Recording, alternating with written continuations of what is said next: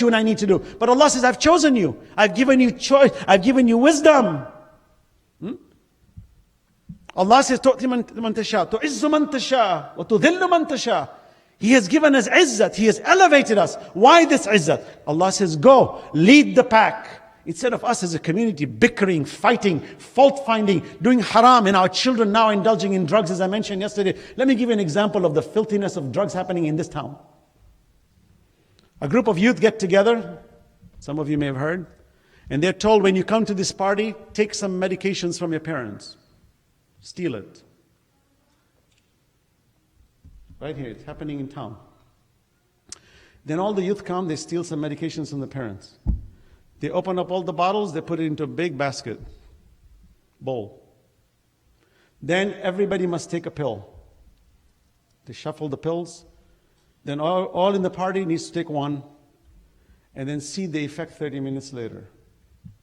This is where we have reached the level of decadence in our community, where our young generations today are having parties like this. To get high, to blast their brains, to take hallucinogenic stuff like, where we say LSD, they're taking in crystal meth. It's become so popular today. And then the manufacturers are adding more poisons in it. And people are overdosing in one dose. They don't know what they're taking. And parents are crying, what happened? My child was in the university, first year university. I saved my whole life for them to go to this university. It took one little white powder and it wiped them out. This is where we should reach. We Muslims, our children especially, in fact, no human being should be doing this. But the conversation is specifically here within our community, that we should at least work within our community to prevent these kind of problems. They become prevalent when we forget Allah. They become prevalent when we have no vision. When our vision is short-lived, when our vision is just to become rich and cheat and lie, the child who's innocent, who's full of wisdom towards Allah, starts to get shattered every day. You know, we have cases where I see kids come out of school and they walk home alone. Mom and dad doesn't even come to pick them up. We ask them, where are your parents? Oh, they're late. So we confront the parents. Why are you late to pick up your child? Oh, I'm busy. I'm busy. Then we ask the child, what do you do? He says, no, I go home, I cook on my own, we have our own. Do you talk to your brothers and sisters? No, we don't. You don't talk to your brothers? No. You don't even say salam to them? No, we don't. What is this? We see it here. We do intervention all the time. We're watching this happening in front of our eyes. How have we reached this low? That our children growing up in the houses where fathers don't even hug their sons. Did you know that? I have sons who I deal with who are so sad, who lack any confidence. I was in Canada, one boy came and shook my hand. His hands were so wet. I said, why are your hands so wet? He said, I sweat. When I'm nervous, I sweat. And I came to say hello to you, I'm nervous. I said, why are you nervous? He says, I respect you. I said, when you respect me, you don't need to be nervous. He says, I don't have confidence. I said, sit down, let's talk. Why don't you have confidence? He says, I don't know, I don't think I'm a good person. I'm a hopeless person. I don't have anything. I said, who told you this? Who told you? Who infused this idea into your mind? You know how precious you are? You know what your value is? He says, no one tells me that. People tell me I'm ugly. People tell me I'm stupid. I said, excuse me. There is no ugliness. Nobody is ugly. I've never seen an ugly person. Ugly is when people lie, when people cheat, when they hurt others. They're ugly. In physical state, الَّذِي أَحْسَنَ كُلَّ شَيْءٍ خَلَقَ. Everybody's beautiful. Who is ugly? You know, there was a girl who suffered all her life. True story. When she reached 30 years of age, she finally revealed it. That when she was 8, 9 years of age, she was climbing up a school bus. The school bus driver said, hey, ugly, get on quickly, we're getting late.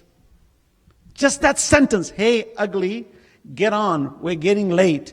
It bothered her so much, for the rest of her life until 30 years of age, she couldn't get out of it. We don't realize the power of speech.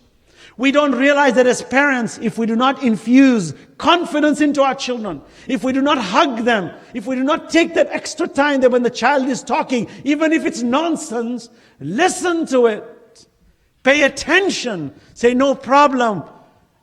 Accept what they say. There's a lot of message when a child, they may be, babbling. It's not babble. It's haqq. It's truth. We have no time for them.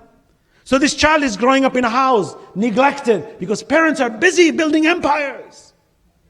Where they forgot that their empire is themselves. Alaykum anfusakum, Allah says. Ya ayyuhalladhina amanu, alaykum anfusakum. Look at your souls. You've forgotten it. We're forgetting it, brothers and sisters. Just a hug. I'll tell you stories. I don't have time tonight. But if I share stories of broken families. I go to a father. I said, have you ever hugged your son? He said, no. Why not? Well, my father never hugged me. I said, it's time for you to hug him. People think, what's the solution to my son's problem? Should I send him to, specialized school, a psychiatrist maybe, psychologist, give him some drugs, make him good? The greatest solution is a smile and a hug. Look at the child, smile. Be wise. Show them I'm here to support you. Caress them, hug them as a parent. Hold them and say, what do you need? Don't look down upon them. When they make a mistake, be very careful to pass judgment. Don't pass judgment. Talk to them. Have dialogue with them. Tell them, how can I bring you closer? How can I make you understand? You know how sad it is when I see children walking on the streets today? Where they're walking home alone because mom and dad have no time. They go home and they cook their own food.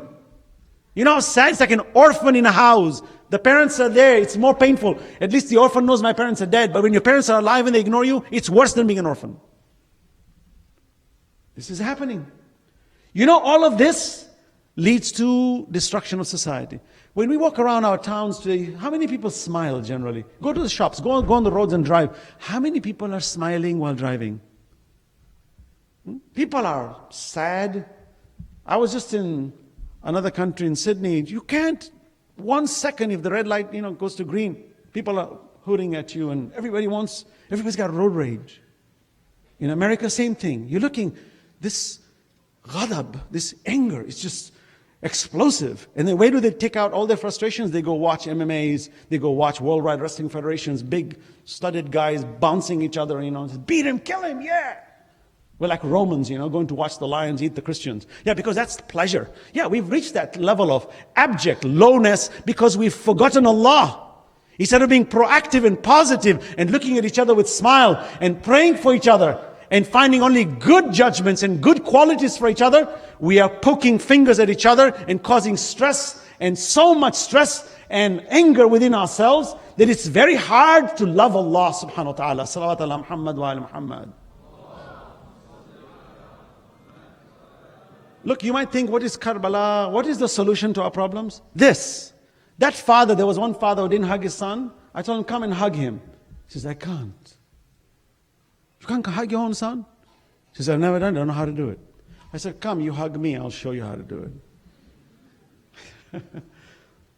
And he had no problem hugging me. So I said, why do you have a problem hugging your son? In his mind, I'm a father.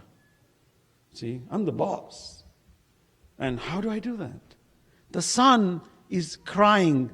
All I want is my father to look at me and to hug me. That's all I want. We deal with this problem with kids who don't do well in education. You wonder, why are they not doing well? Why are they not studying? Somebody says, oh, you're dumb, your brain, your IQ is low. I have never met a child who's dumb. There's no dumb child. Even children who have some kind of issues in their chemical systems in their bodies, they're not dumb, they're super sharp. You just have to tap it, bring it out, and let them rise. This is the rahmah of Allah subhanahu wa ta'ala. So please, my brothers and sisters, tonight I ask us all in this crowd, and those who are listening, turn to your children. Children, turn to your parents. Look at them with respect, with dignity and harmony. Kiss them, kiss their hands, hug them, you will lose them. And no one is more powerful and precious to us than that. Go to our parents and look at them with eyes of kindness. Allah says in the Quran, وَقَضَى رَبُّكَ أَن لَا تَعْبُدُوا إِلَّا إِيَّاهُ وَبِالْوَالِدَيْنِ إِحْسَانًا. We have enjoined oneness to you towards Allah, and that you be kind to your parents. This is the only verse in the Quran where Tawheed is connected with parents. There's no other verse like that. That's how powerful parents are. Do we? We're harsh with our parents. Parents are harsh with their children. They have their own problems and then they throw it on society. This collection leads to destruction, leads to lack of faith. When you ask children to pray, they said, why should I pray? My parents don't get along. They're divorcing each other. They're constantly fighting in the house. I had a boy in town tell me I'm an atheist. I said, why are you an atheist? He says, I've done my research. I said, sit down, let's talk about your research. I want to learn. 10 minutes later, I says, wow, you are so off base in your research. But I admire you for the work you've done. You're young and you're smart.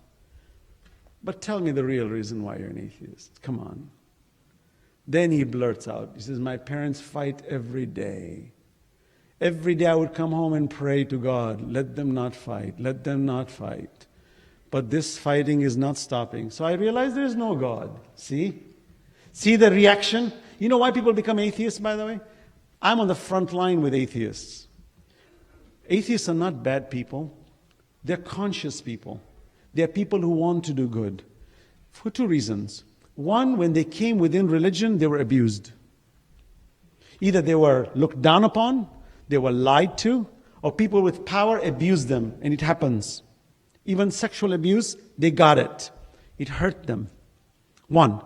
Number two, when they asked for understanding, they're looked down upon, they're belittled, they're pushed condescendingly. You know, if a person who's not doesn't come much to the masjid, and then he shows up, people say, oh, what happened? You lost your way? Why are you here today? We have this habit. Why don't we welcome them? It says, MashaAllah, I'm so happy to see you. Long time we've been missing you. Welcome. Make them feel good. The person says, why should I go to that center? They're all making condescending remarks against me. I'd rather go to my non-Muslim friends who have more respect for me than to come here where people are pontificating like they're angels with God. Isn't that the same as Iblis? Iblis did the same thing. He thought he had so much knowledge. Allah said, let me expose him. And watch when I expose him, that the minute I ask him to submit, what does he do? He refuses. When he refused, he became very arrogant. And in his arrogance, he said, I lost my status because of Bani Adam. I want to destroy Bani Adam. When Allah asks him, oh Iblis, what do you want? He says, فَبِعِزَّتِكَ لَأُغْوِيَنَّهُمْ أَجْمَعِينَ إِلَّا عِبَادَكَ مِنْهُمُ الْمُخْلَصِينَ. By your authority, I will take them all, fool them all. Salawat.